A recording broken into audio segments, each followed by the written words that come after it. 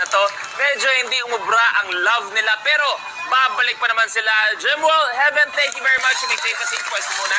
Ibig sabihin, nakapasa sa kauna-unahang challenge. Eric Nicolas and Dom Mejia.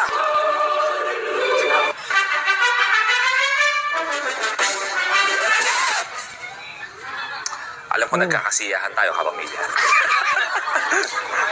Pero nagkakasiyahan tayo. Pero tandaan nyo, hindi puro ngiti ang hatid namin sa inyo. Susunod makikita nyo ay mamamangha kayo sa galing ng ating master na si Dom Mejia. Nangako siya kahapon pa lang na meron siya isang kakaibang mahika na ipapakita sa bawat kapamilya. It's either nakasaliban siya o kinukumpulsyon siya. Dalawa lang yan. Meron lamang ako sana isang pakiusap. Kung may mga batang nanonood, maaari mo nang utusan kay Aling Maring na bumili ng buwan ng bibig. Sapagkat ang makikita, walang anumang daya. Ito po ay ngayon lamang masasaksihan sa 4 na sulok ng Pilipinas. Oh my God.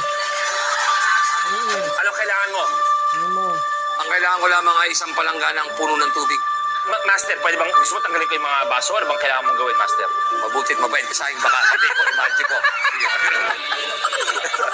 Sabi mo, ito tanggal. Ito, Master. Okay, hindi yan ang gagamitin ko. Ito.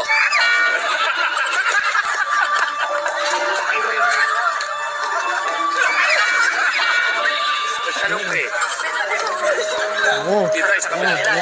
Ang makikita nyo ito, tubig lamang to. Gagawin kong suka.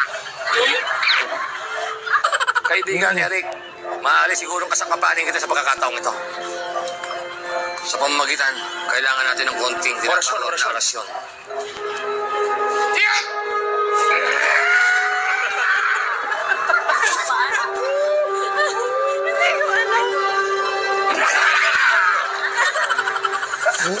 Suka na yan! Palakpa muna natin!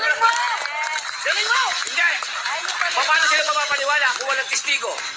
Ilapit ka.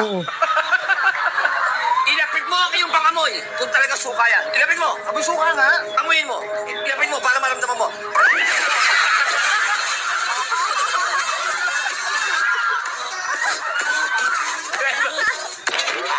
Bago amoy ako!